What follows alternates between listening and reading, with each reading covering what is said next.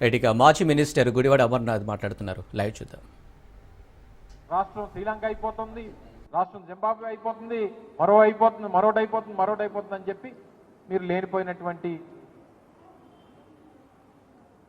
ఆరోపణలు ప్రభుత్వం మీద చేసి ప్రజల్ని నమ్మించి ఓట్లు వేయించుకొని అధికారంలోకి వచ్చి మీరు చేసేటువంటిది మోసం. ఇదంతా కూడా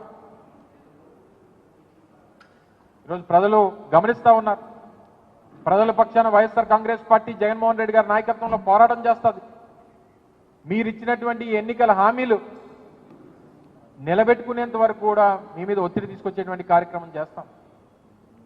ఇప్పటికే మీరు ఈ 10 నెలలు, ఈ 9 మాసాల్లో రాష్ట్ర ప్రజలకి మీరు ఇచ్చినటువంటి హామీల ద్వారా, అమ్మఒడి ద్వారా ఒక 10,000 కోట్ల రూపాయలు అప్పు అయిపోయారు. నిరుద్యోగ భృతి ద్వారా ఒక 6,000 కోట్ల రూపాయలు మీరు ఈ రాష్ట్రంలో నిరుద్యోగులకి చెల్లించాల్సినటువంటి అవసరం ఉంది. అన్నదాత సుఖీభవ ద్వారా ఒక 10,000 కోట్ల రూపాయలు. ఇక 18 సంవత్సరాల నుంచి 59 సంవత్సరాలు నిన్నటువంటి మహిళలకి 1,500 రూపాయలు చెప్పని నెలకిస్తామని చెప్పారు. నాకు తెలిసి ఈ రాష్ట్రంలో 18 సంవత్సరాలు నిన్నటువంటి మహిళలు దాదాపు 2 కోట్ల మంది ఉన్నారు. అంటే 18 సంవత్సరాల నుంచి 59 సంవత్సరాలు పోనీ అలా తీసుకున్నా పోనీ 1,75,00,000 నుంచి 1,80,00,000 మంది ఉన్నారు.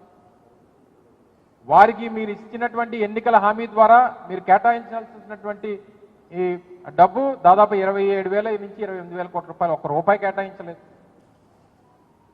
నిరుద్యోగులకి 20 లక్షల మంది నిరుద్యోగులకి 3,000 రూపాయలు చెప్పిన నెలకు 600 కోట్ల రూపాయలు చెల్లించాలి.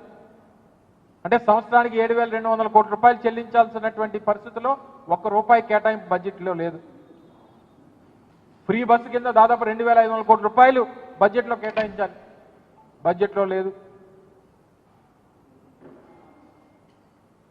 అలాగే 3 సిలిండర్లకు సంబంధించి 4,500 కోట్ల రూపాయలు బడ్జెట్లో కేటాయించాల్సినటువంటి పరిస్థితి వస్తే 2,500 కోట్ల రూపాయలు అందులో కేటాయించి చేతులు దులుపుకున్నారు.